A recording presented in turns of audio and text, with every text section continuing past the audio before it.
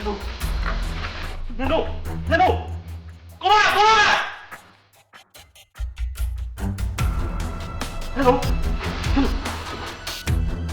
မမဲ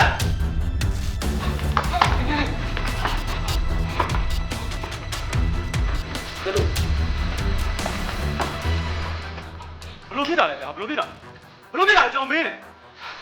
နင်တို့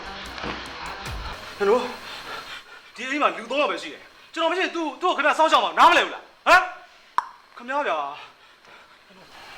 အင်းကြီးတယ်လေကျုပ်ကိုပြောနေတယ်လို့ပြောပါဗျာအင်းကြီးကတော့အခုလိုဖြစ်တာကျုပ်တကယ်မသိရဗျာအင်းကြီးကျုပ်ကိုထိုးမှဒေါသကြီးတယ်ဆိုကျုပ်ကိုထိုးပါဗျာကျုပ်တောင်းမှပါကျုပ်ကိုထိုးပါအင်းကြီးတော်လိုက်ပါဒိတ်လည်းမရှိတာမပြောနဲ့သွားဆရာတော့ခေါ်ပါဆရာတော့ခေါ်